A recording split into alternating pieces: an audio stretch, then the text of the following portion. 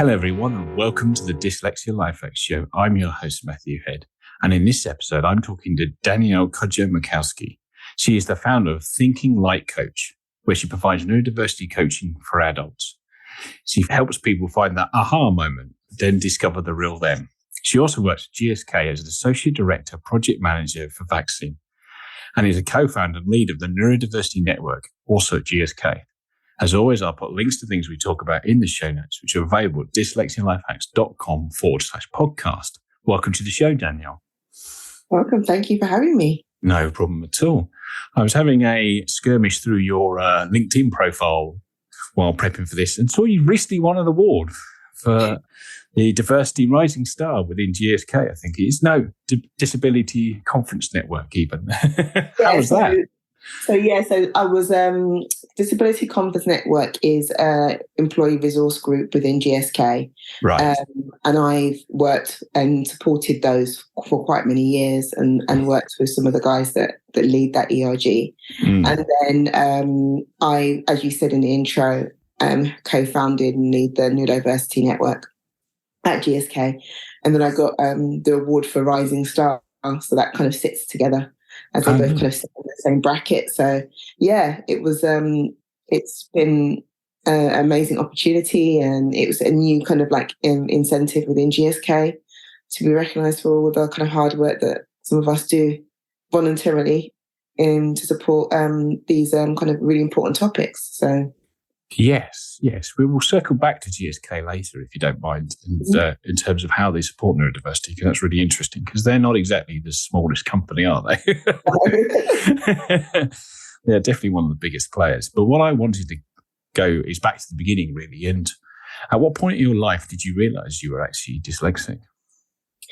Oh, it's an interesting story. So it actually started at the age of 4 or 5. My mum went to my primary school.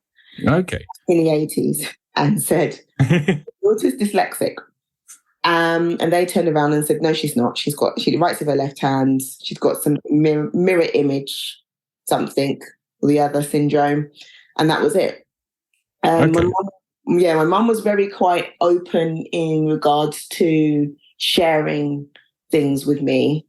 And so she shared it with me, and I got tutors, etc. And then you fast forward to my final year of university, and I panicked like probably most people panicked, and probably didn't get any support through the education system that I have to do at the end of my degree dissertation, which includes words. Mm-hmm. Back in the 90s, if you did science, they weren't too fussed in kind of like secondary school, like high school, in grammar. When you hit university and everything's got red pen, and you realise that grammar actually is important in science, and you can't get out of it. So I first opted for a lab dissertation because I thought it'd be less writing, and then I realised I had to write something. So I didn't get completely out of it. I spent majority of the initial part of it doing the lab work, and then overheard actually some senior students at the university, that I went to, and they talked about, I think one of them was dyslexic. And I was dyslexic, and I hadn't done anything about it. I was just trying to just study as hard as I could to get through uni. And then I contacted the disability department. They took some work there. They looked at it and said, I think you should get an assessment. Got an assessment. And for those who are listening who haven't gone through that process or not aware of assessment, it takes about like 2 to 3 hours, up to half a day. They do all sorts of things, all sorts of questions, which you've probably been through in a previous podcast already. And then usually you wait 2 weeks for this full report that comes in, that for a dyslexic person, half the time you can't read it, but is there to help you get support. And obviously from an educational perspective, in further education, it gives you extra support. Yeah. Went through the assessment, and literally was told the caveat, 2 weeks, you'll get your report, great. Was heading to the door, and I remember going for the door, literally going for the front door, going to turn the handle, and the assessor, the guy who was really lovely, he literally tapped me on my shoulder and he goes, I just can't let you leave and wait 2 weeks. And maybe some of it I was like nearing my exams and putting my dissertation in. Mm. It was like, you're severely dyslexic. You even mildly, you're severely dyslexic. Kind of surprised how it wasn't picked up in education. You've got quite a high IQ, so your masking has been so you're high functioning, and I need to let you know. And so with that, I was able to get one tutor session and a computer and some like coloration assessments. And then I ended up putting my dissertation in and doing my exam and extra time my exams, which was really useful. Okay, yeah. And then I graduated. So I didn't get the full support throughout my education. And then I was thrown into the world of work. Interestingly, you said that your mum went into your school and said she thought you were dyslexic, and then they pushed it back with the left hand thing and stuff. What sort of turned your mum on to the fact that you may be dyslexic?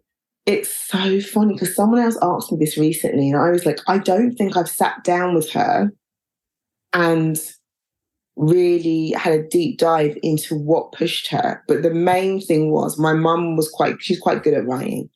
Okay. She isn't a big reader, so we're not really a big reader, and it's just me. My mum, I was brought up by just my mum, so we're not a big reader in terms of our nuclear family. I'm an only child as well. So, but I think it was a struggle with writing and reading, but my comprehension and my imagination was wildly above my age. Yeah. My mum used to always joke that they used to wonder who the other adult is in the room because I heard this baby bumbling. And it would be me bumbling baby talk, but literally talking all the time. And she's like, at 1:30, 2 o'clock, all you would do is bumble with adults. Like you're in a room with no children. I'd be bumbling away and talking. And then as I got older, she's like, you understood things. She just couldn't find the link between you having that comprehension and obviously other areas you are, achieving. And then this one part, we talk about, like I'll read a story and I understand the story, but not read any of the words. She's like, I just don't get it. So I think back then before, in the case of any young people on the call or listening to this podcast, before we had the internet, we had the library. Yeah, I remember. And she went and did her due diligence and we went to Sunday library every Sunday, even though we weren't big readers. She used to encourage me to read. I had an English tutor. And when she sat down with me, she goes, there's nothing wrong with Danielle. Her reading and everything is fine. They couldn't really figure it out. And, but I was adamant. And I remember having this book with all this kind of photocopied kind of education and psychology papers or documents that she'd obviously read around dyslexia that she kind of had in her material to present a case. And obviously this is before we had the neurodiversity word being coined.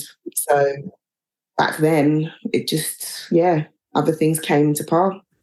Yeah. And it's really interesting what you said about the left versus right-handed thing where they just thought because you picked a pen up with the quote-unquote wrong hand. That was a big thing back in the 80s though, where, having been left-handed was really a big issue. It's not so much anymore.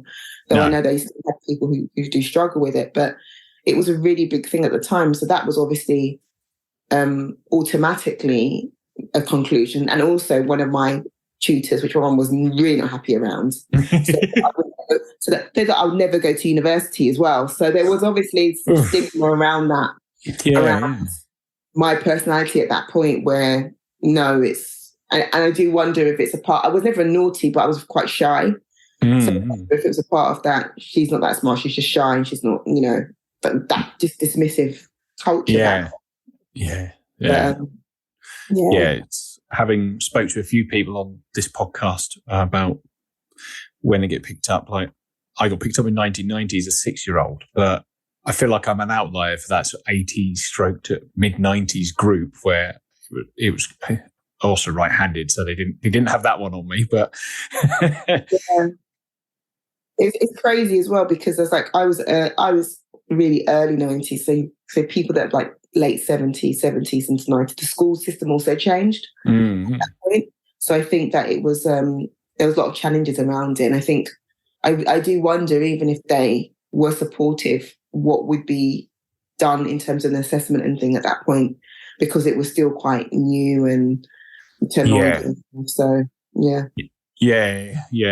I have kind of wondered that actually, because it's all I've ever known. So I do used to get taken out for extra lessons, but it's really the assistive technology helped me as when I finally got to uni. So, but you sounded very similar to me actually through school, where it sounded like you did pick up science and maths and stuff a lot quicker than the other subjects. And then we've both gone into STEM kind of things, but you've got a BSc in biochemistry, which, having done a little bit of chemistry as part of an engineering degree, sounds like you picked a lot.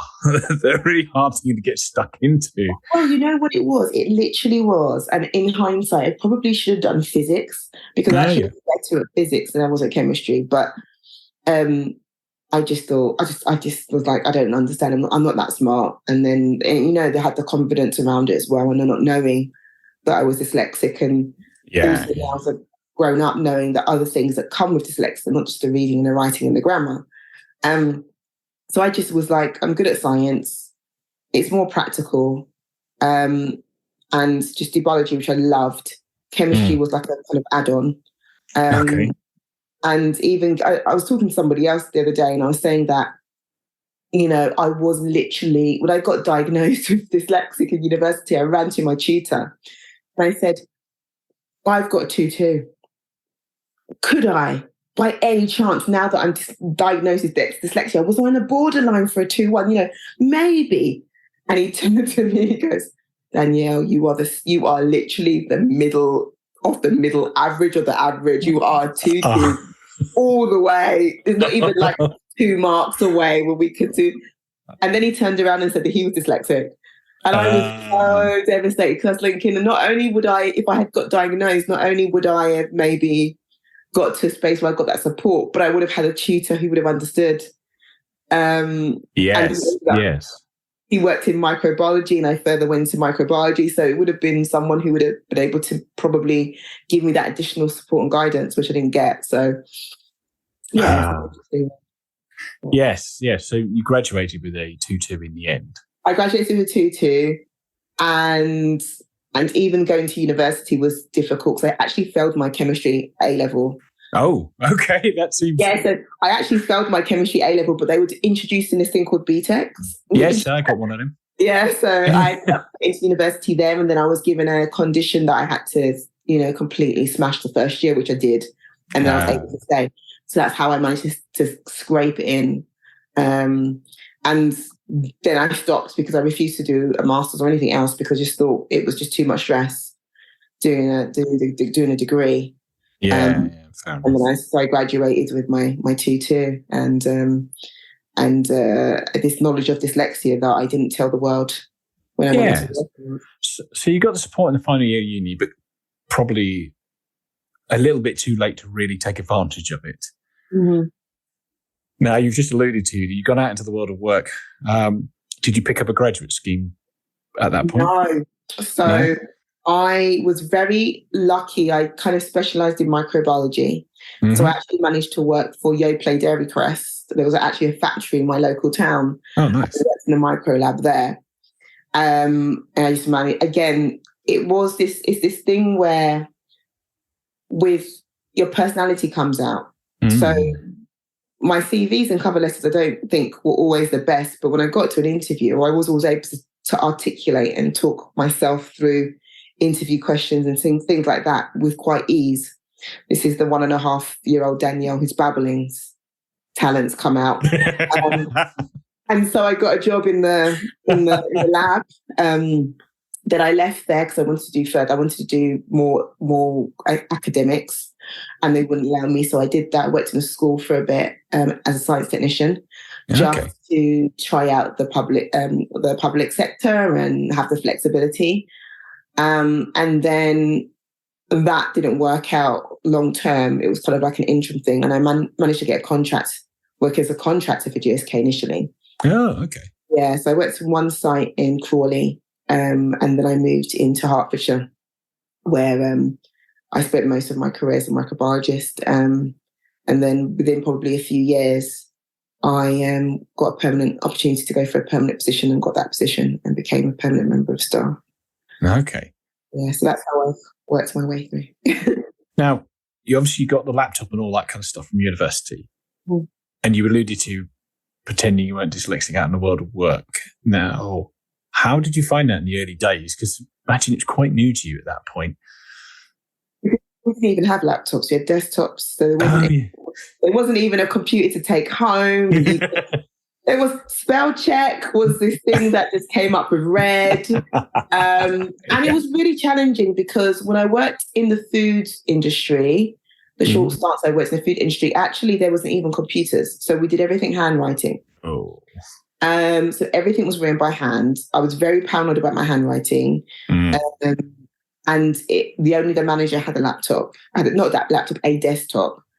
And so that was probably a really kind of like interesting. So I talk to people who's older than me, they say, I remember handwriting. I said, so do I. They don't believe me, but it really was.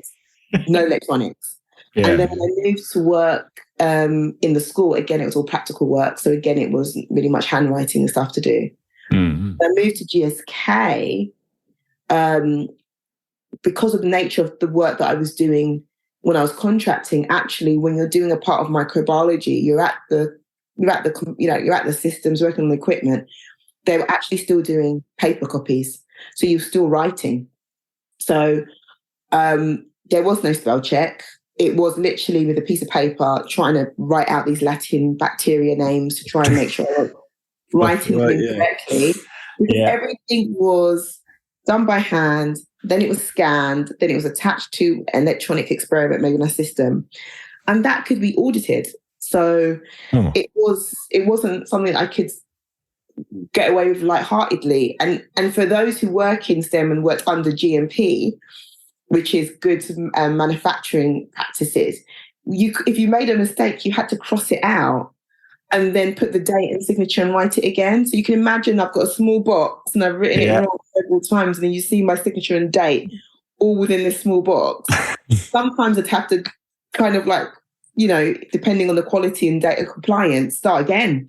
So it was really interesting. It was interesting, but the biggest moment was when I was a contractor and I worked at GSK, and we had to write. Microbiology was a part of quality control. It always has been. So, if you have an issue from that perspective, from a manufacturing site or any sort of manufacturing area, you need to make sure that you're compliant from a microbiology perspective. And the documents we used to write used to go to audits. So we talk about, I think everybody knows about MHRA now because of COVID and FDA. So those documents would go to those, and we would have to make quarterly reports. Yeah. That's how I got found out. So I did my quarterly reports. I didn't get it proof checked. I just dealt with whatever grammar check that was on Word at the time, that obviously we now know is not, sensitive as it is today. Yeah. Gave it in. My manager pulled me into my office and said, I think you're dyslexic.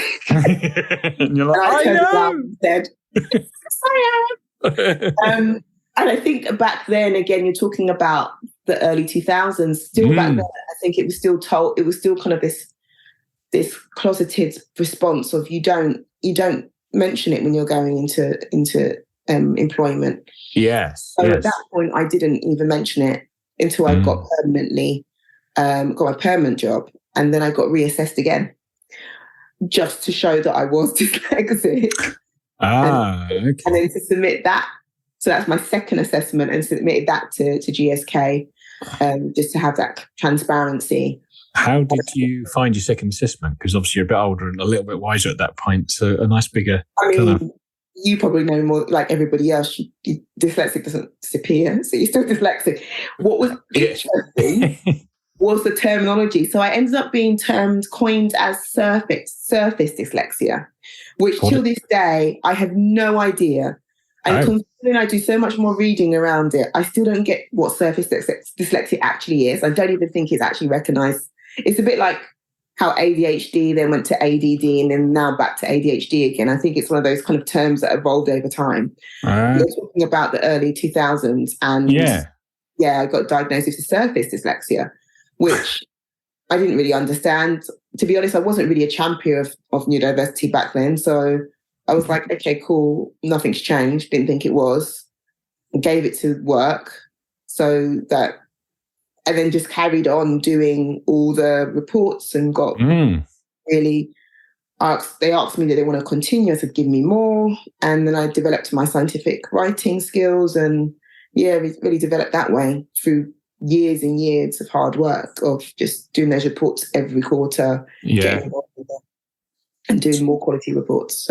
So what changed when you gave your reporting to work? Did they put anything in place, or did you start coming up with different strategies at that point?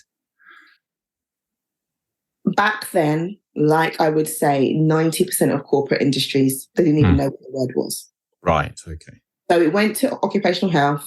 Yep. It's a dusty cupboard for about 11 years.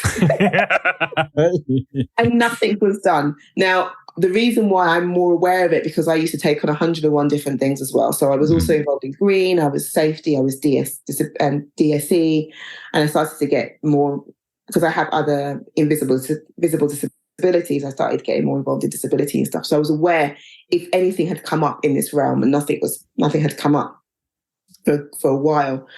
And so I just kind of coping strategies or masking. You don't really know. You just kind of work around it and you get people to check your work. I'm sure if you looked at my report versus some other reports, you probably thought from a grammar perspective, it's not very strong, but it was enough to be able to get through. And I was starting to create my own personal style of writing in a scientific way, which is actually really hard. Now I don't do that, to actually not write in that highly scientific way, because I'm so used to doing it. I've learned to write and my grammar in that way. So nothing was really done. I was very blessed that my role consists of me doing a lot of manual experiments, a lot of interaction with other people, a lot of physical work. So other than doing those reports and a bit of like reporting and like written reports when I'm doing a part of the job, actually, I didn't have to do so much writing. So I stayed, that's probably why I stayed there as long as I did as well. That was what I was going to come on to, actually, was we've talked a lot about the sort of struggle, so to speak, with the writing and doing reports, but imagine sort of biochemistry and understanding that kind of thing and having good visual skill and problem solving skills. The dyslexia sort of brain lends itself to that if you didn't have to write a report every quarter. Exactly. And I was very good at computers. My mum actually wanted me to go into IT, not science. Okay. There were two areas that I was actually good at school. One was accountancy, even though I didn't do any accountancy, but both my parents were accountants. So that naturally came to me, money management. And the second piece was computers. And obviously now that would have been great, but back then it was handwriting, so didn't leverage.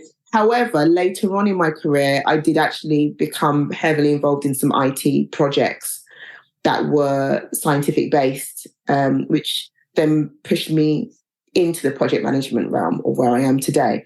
And so so my dyslexic traits, I would say my personal dyslexic strengths, because every dyslexic's different, is that my interpersonal skills. So working with all different people, I talk to the cleaners, to the engineers, to the heads of departments, whoever, about all different things, because our department was quite small and we would have to sometimes engage with senior people and work with engineers on things. So I was very good, and my manager would many times send me to a meeting of quite senior people and just to go and represent and come back.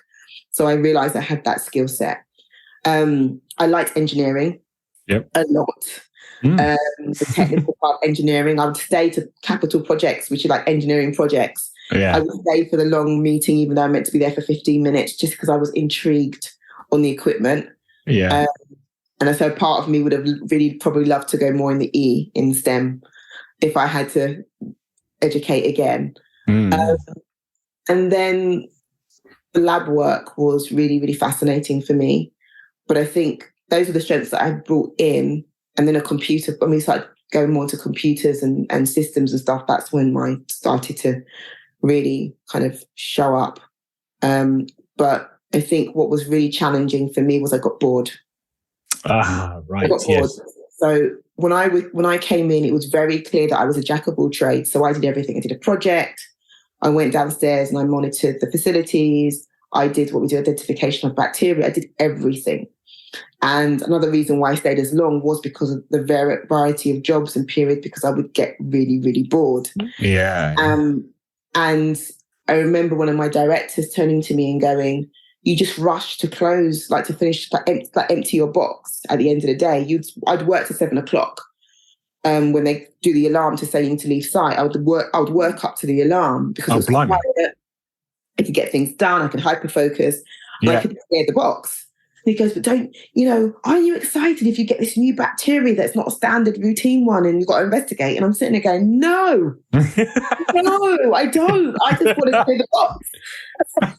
I want everything to be great. I don't want to be atypical. I don't want to be out of spec. I don't want to write that report or do that deep investigation. And that was a signal to me that maybe it was time to kind of do something different and find my strength somewhere else. And then I think I always struggled with my short-term memory.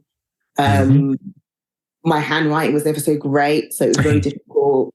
When I was in handwriting, so we started moving to a computer system. That was great. And then I started to notice where I thought everybody was the same as me and I wasn't anything special. I started to realize that some skill sets I had around, especially technology, was actually, no, not everybody knows this. Oh my God, this actually is a strength.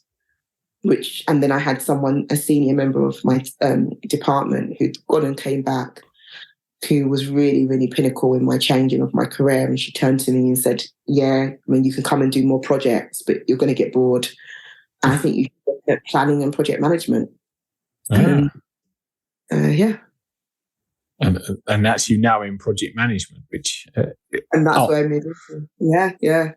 That certainly keeps you busy, I imagine. Quite high pressured and a lot of variety to go on, I'd have thought. Yeah, so what I did was I did a project management course because I didn't think I would actually... Again, it goes by this whole thing about our confidence. Even though I'd been diagnosed twice, I hadn't read that report. I didn't know what it is. I didn't know any real ways of coping. And at that time, there wasn't really anything at GSK. So I just went and studied on my own. I actually I paid and done a project management Prince 2 foundation course and realised that everything in that book was exactly what I was doing every day to some capacity. And I was really relieved that I passed that. And I went to my manager and told him. He was completely blown over that I'd done this course and paid for it and achieved it all while working full time. And that skill set helped me get into the computer project and then over to the drug product side where you have to do a bit more project management. I still didn't really believe that I was really a project manager. And then I decided to move into pipeline project management department, which I work in now. Initially as more project support and training. That's where I got a lot of my training background, which helps me now with the business that I do. And really people orientated and supporting and getting more in-depth knowledge on project management. And then there we were able to do our PMP, which was another type of project management certification for those on listening in, which was very complicated, not very complicated, but very specific in terminology. Past that, and then I had people in that department saying, you can do this. So I applied and it was just in the middle of COVID. I had just been off not well for a while and had just come back from work, wanting to do something different. And I always said to myself, if I'm not adding value to a business, it's time to move on. And that's what happened in micro. And then this happened in this role. And then I applied for a job and it just happened to be vaccines. Oh.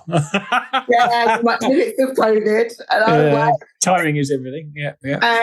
and my team is based in Italy. So my manager's based in Italy, and I was the only one at the time. I was the only one in my department that was based that was covering vaccines, other than my head of department in the UK. All of that newness, new way of working. If anybody's worked with anybody from Italy, they're very close knit, family orientated. They work together, family together, and I basically had to understand that way of working with people in Europe. I'd worked with the US and China and Japan, but not really Europe. So it was a different mentality. And that's when I also found out that my people skills were not everybody had them.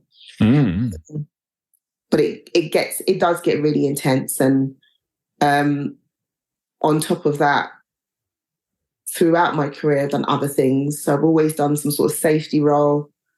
I also used to do some sort of activity outside of work. So I used to do photography. Oh, yeah. There was one point throughout my career in microbiology where I actually had 2 jobs.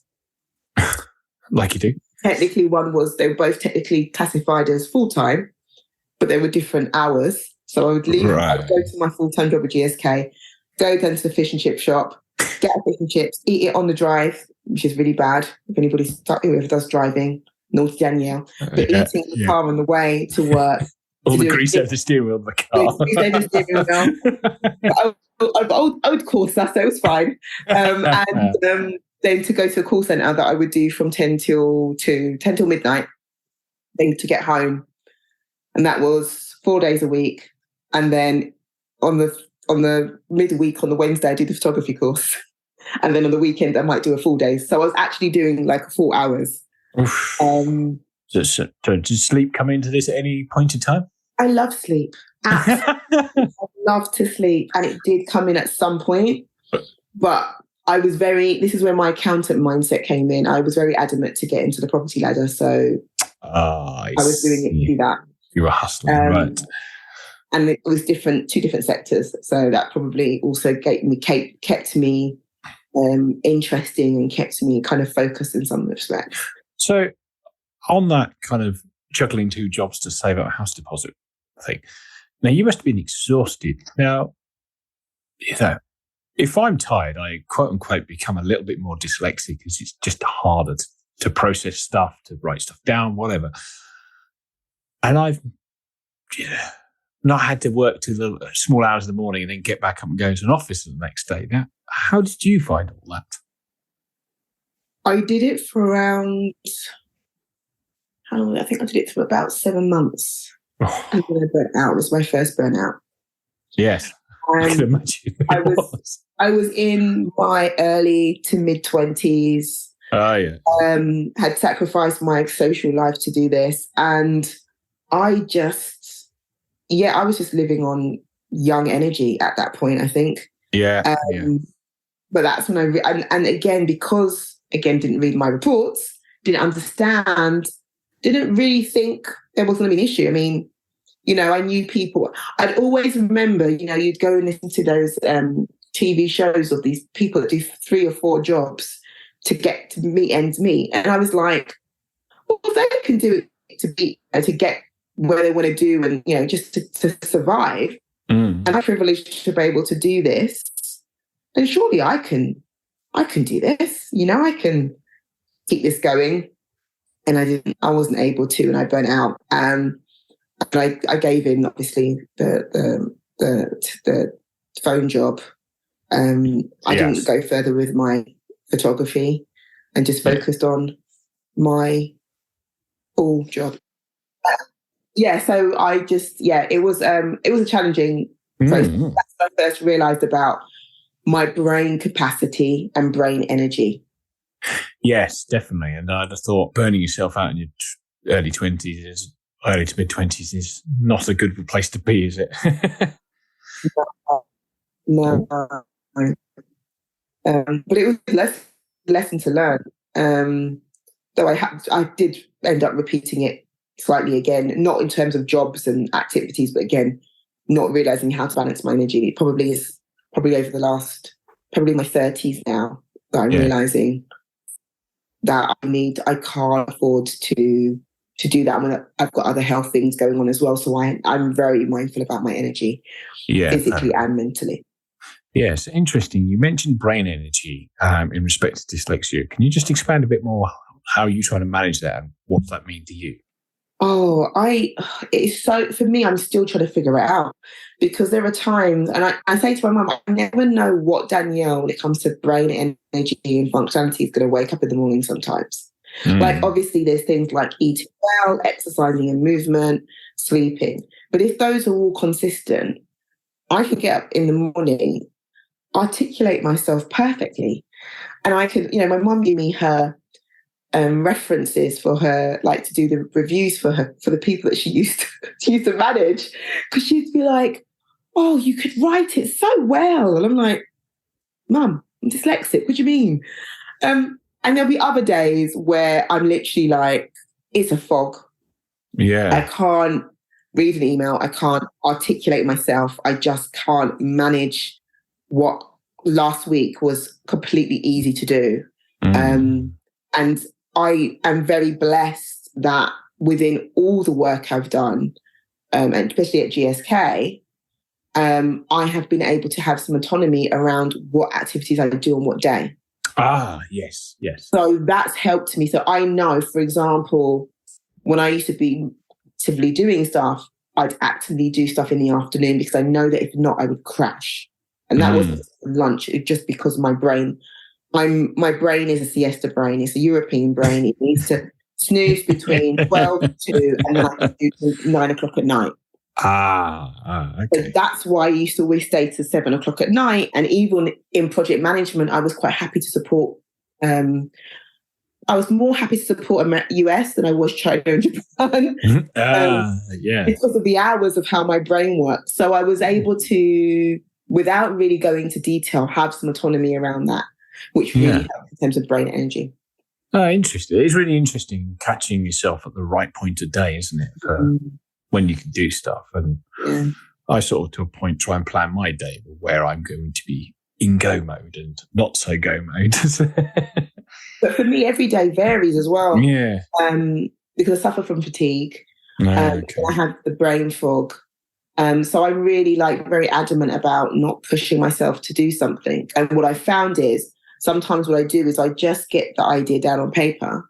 And then the next day, or the next 2 days, that's the day I proofread and check everything and do all my reviews, because I just know that it'll be too much. Yeah. Sometimes when I start doing something, I get so excited and so into the topic, but I still have learned, no, Danielle, don't proofread it today. Proofread, even if you do a set, first proofread, do a check tomorrow, because you just know that there's something going to come up. Yeah, definitely. I think it's good to have the discipline not to spend all your kind of points in one day and then have a problem the following day. What I'd like to move the conversation onto is kind of the neurodiversity network stuff that you do at GSK and sort of GSK and dyslexia. We've sort of spoken about the early part of your career and your early kind of sort of biology side at GSK, but obviously it's moved on quite a lot since then, seeing as you founded or co-founded the Neurodiversity Network. So their piece must be getting bigger. So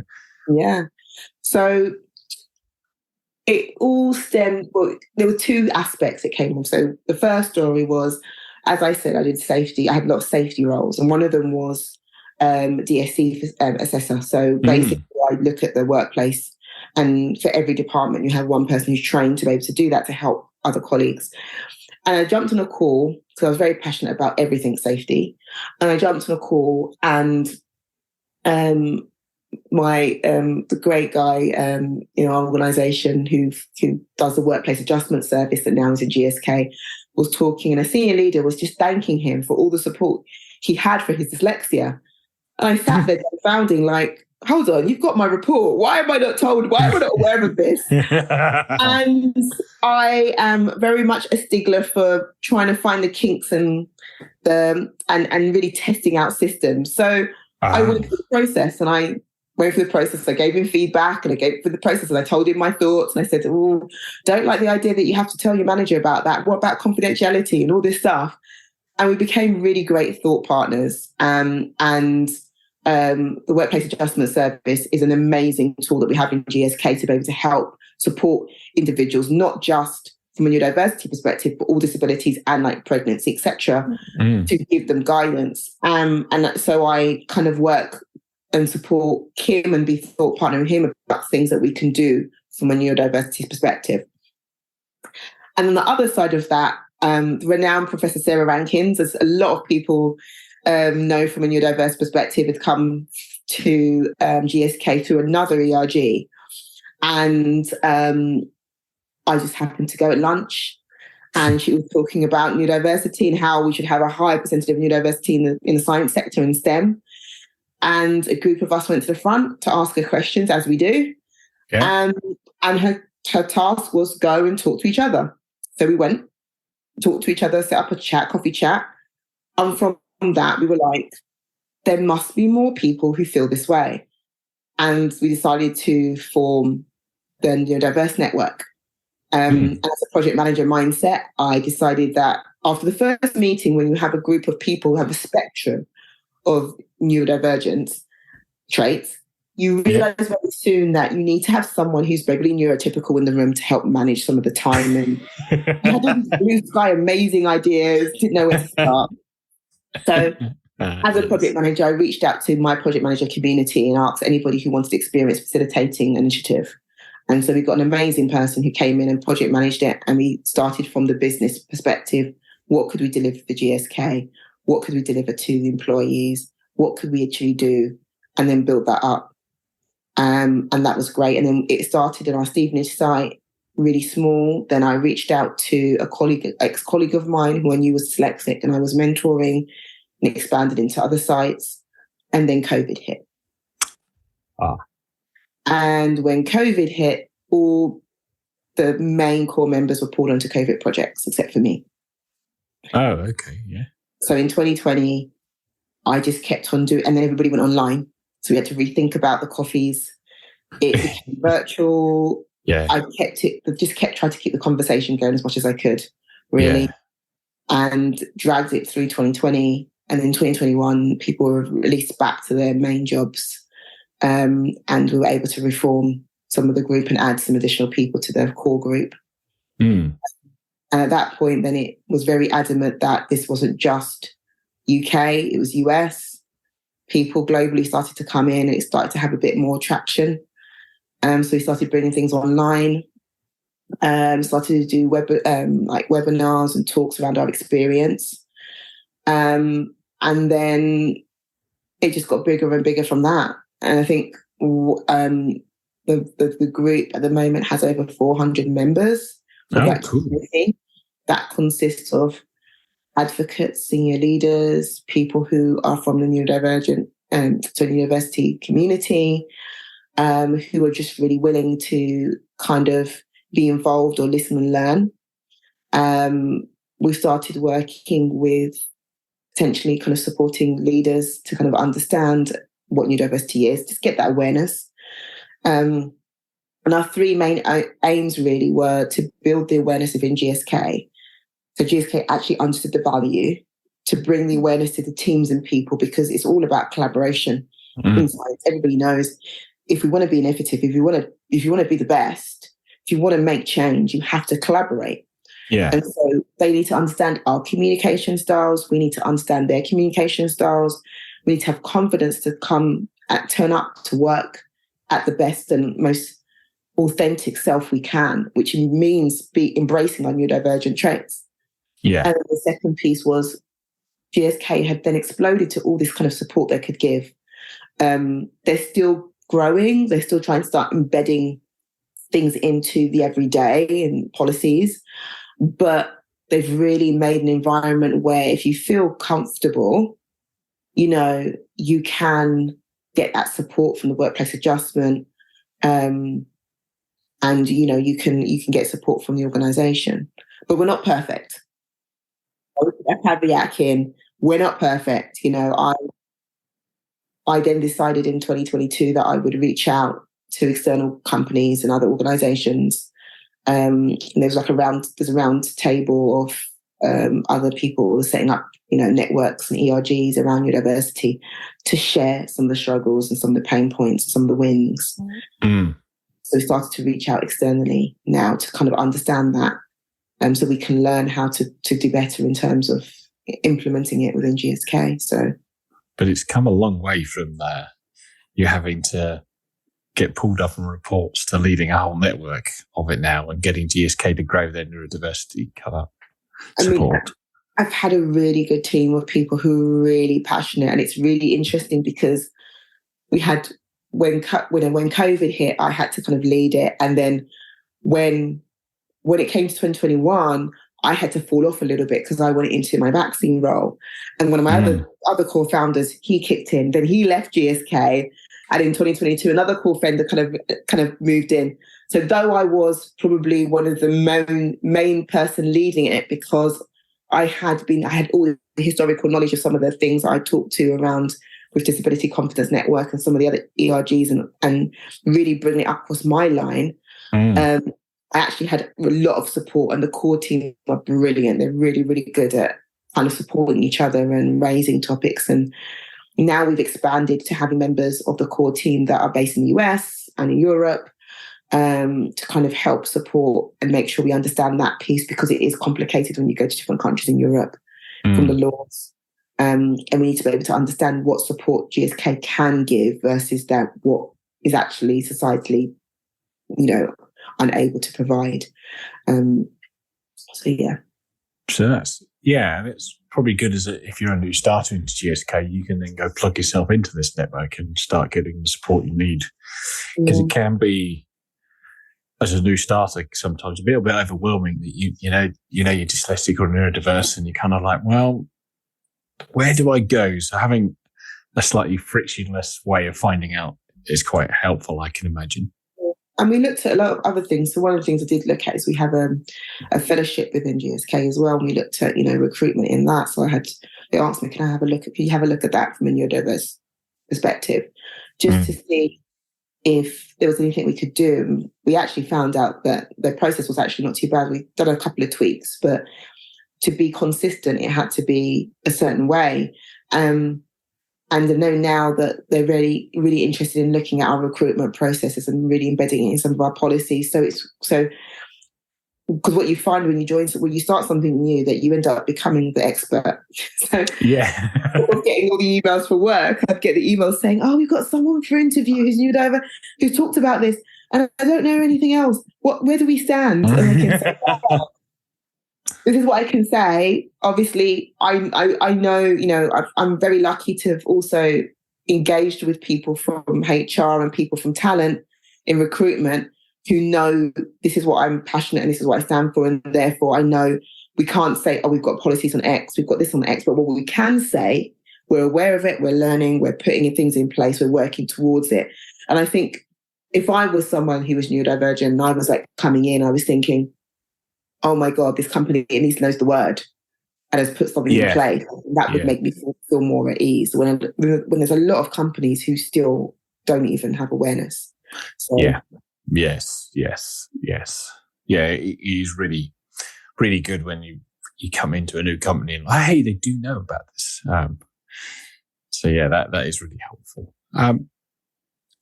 So let's park your kind of, should we say, professional career to one side for a minute. You have the coaching business. Now, you've really said about burning out and juggling multiple jobs in your 20s. This sounds like you're working all day at GSK and then coming home and coaching. Now, how did that start? It came from GSK. So I was coaching people ad hocly. And when I moved into the vaccine space, one of my project leaders was like, oh my God, you're just really good at people and this, that, and the other. And I was like, oh, okay. Again, one of those aha moments. Yeah. And then I had done, as a part of my development plan, I decided to go for my ICF qualification. So that's the International Coaching Federation. Mm-hmm. And I actually went for a course last year to do that, to get to become an associated coach.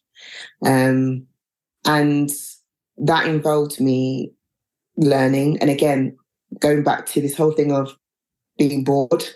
I get great flexibility in my day job, but there's a bit of me that's like, I really want to understand this. And I thought, I've been having this coaching, my name under coaching over a few years now. It'd be good to kind of get a deeper dive into it. Then it brought up what the second job I would have done if it wasn't engineering, psychology, which I absolutely fell in love with. And I remember talking to a member of the community, and he'd worked at GSK for maybe 20 years or so. And he was struggling and he was doubting whether the job he'd done from 20 years ago he was really good at it. And then every time I spoke to him, this was a long period of time, every time I spoke to him, it just never changed. And I took a step back and I was like, there's so much support for people at work. Like, there's so much support for us when we're at work, but we don't stop being neurodivergent. When we close our laptops or walk out the door, it impacts our whole life. Yeah, yeah. Again, it was more around this, what I call the misgeneration, the one like me who was told left-handed or something else, who then discarded it when they went into the workplace and never really thought about it since. All those individuals who children are suddenly getting diagnosed and maybe being aware there's a genetic link and now questioning themselves or their partner. So those individuals as adults, high functioning, a lot of them are very professional adults, there's not much support. And that's when Thinking Like Coach kind of was born out of supporting those. I want to be able to support people in my work, but I also want to be able to support them outside. And so I started doing some volunteering with the diversity space as a coach, a word with exceptional individuals, which is an amazing charity. And I made time. I just really put boundaries in place and just made the time. In all transparency, I had a third burnout. Oh, okay. But that was me trying to do too much too fast. Yes. And the enthusiasm of helping this community, understanding my purpose, but also, I'm serving in both roles. I'm serving as a coach, but I'm serving as a project manager to the communities who need the drugs and vaccines that we develop. So that serving element came in. How do I balance it? I go by gut, I go by passion. I have, really flexibility, and also manage my energy. So sometimes it means that there may be a week or two and I don't do any coaching. I have to put it aside. I have to put the boundaries in place because I have to be able I need to represent. I need to turn up. Yes. And hold space. So it's really, really important to me. So it's slowly getting there. But yeah. Yeah, it sounds like you find something new that you're really passionate about, and the hard thing for you is actually regulating your own passion for that. That if you just go brakes off straight into it, you then hit the wall of burnout, and it's your own personal kind of journey of how to kind of keep the brake on a little bit. Yeah, exactly. And it's weird because you think I would have learned by now, but every time it's brought me closer to what is my brain trying to tell me? Yeah. And the brain-body connection, which is really, really, really, really vital. And what it's actually done at this time is actually made me go back and actually search for a therapist who has experience in neurodiversity to now go and have a deeper dive into my Danielle's dyslexia, not just dyslexia generalized. Yeah. And one of the things that she's brought up to me is I have an audible, there's actually a term I found online today, but it's an audible connection in my brain. So I'm very sensitive to audible noise, not necessarily just music, but just sounds. Okay. So one of the things that used to be my gripe is, my husband's so noisy. Like I can hear him yawning, going down the stairs, making noise, working on the sink. Some people really don't even know that. And I know my husband's like, what are you talking about? But for me, it really irritates me. And so what she was saying is you're very sensitive to that, and I'm emotionally connected to sound. So we're trying to work on how I can use that to help me in terms of my long-term memory. And I'm trying to do a deeper dive into these things that I've masked by not getting the support growing up, to find out, does that work for me? And how much energy you use to mask, as you know, can cause you to have brain fog. So now I'm starting to say, okay, how do I understand how much petrol's in the car? Yeah. Am I more efficient? Is it that I'm putting too much on an accelerator, or am I actually on the right accelerator, but I'm not using the right components of the car to actually work for me? Their way of upgrading and working better with my brain. That's where I am now. Cool. So you're still partway through that journey. And one of your podcasts actually inspired me to do that. I think it was one of the earlier ones where I think you were talking with somebody else who was dyslexic, and knowing that within dyslexia, the differences in terms of reading and visualization. I think one of them was saying when you read, you use visualization and a process to, I look at myself going to a shop. So when I'm going to a shop, I think about the journey. And the other person was saying, I read it and then I visualize it. It's just interesting, the difference in just dyslexia, two people who are dyslexic. And that made me think, I need to go deeper into my brain. Oh, wow. That's really cool to hear. So if anybody else is interested, go back, watch other podcasts. Might inspire you to do a bit more deep diving. Yes, and that's certainly one of the reasons this podcast exists, is to have, so people have moments like that. Mm-hmm. That is really cool. I'm really happy to hear that. Cool. Well, let's round this podcast out. And seeing as you've listened to previous podcasts, you may guess what I'm about to ask you. But at the end of each podcast, there's 3 rapid fire questions from me. They don't need quick answers from yourself. Are you ready to go? Yeah. Excellent. Okay, then. So the first question is, what prejudice have you had about dyslexia that's been proven wrong? Oh, what's been proven wrong? That I can't write. I think I wouldn't write a book, but that's not me. I know some people who have, and I kudos to them. Yeah. But I can't be creative, and I can't write. I can't articulate myself in writing, or I can. When all the stars align in my brain, I really can. Yeah. So that's probably one of the things that I've been,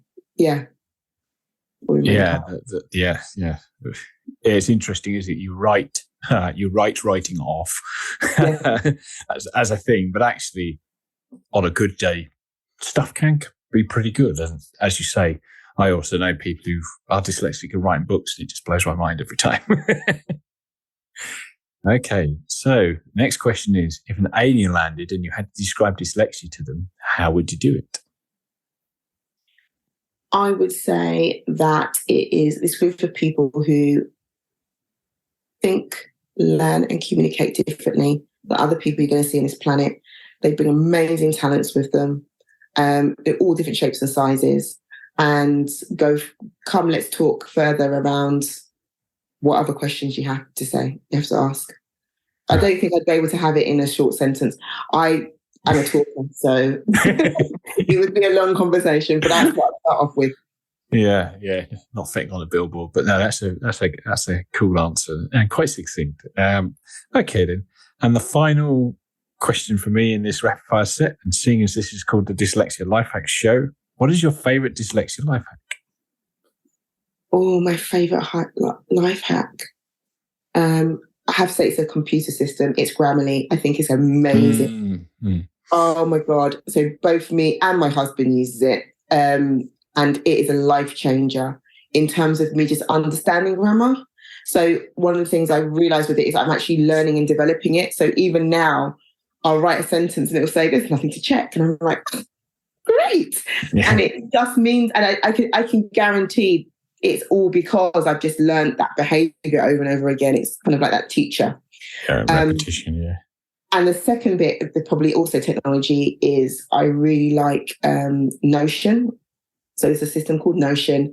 It can be quite complex, and I have got an IT brain, so just might not really think that way, might be challenging, but it's just really good in it, but able to kind of like put a database together of tasks. That's how I run my outside of work.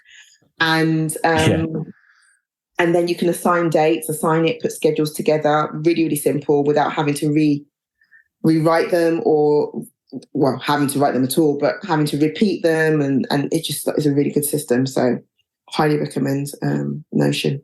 Notion. Okay, I will link to that in the show notes. Right. Before we sign off, is there anything else you'd like to add? I would just like to say thank you for the opportunity to talk on this. It's been an absolute pleasure to be able to share my story. And for those who have resonated with maybe trying to find, support outside of work when it comes to neurodiversity, trying to understand a strategy to maybe communicate or learn something new or understand their brain, by all means, please reach out for me for a chat and see if I can help you in terms of coaching. I also do workshops, so I speak, and I can also support if anybody from the organisation wants some clarity around it as well. So feel free to reach out to me. Okay, and where's the best avenue to reach out to you? You can reach out to me on LinkedIn.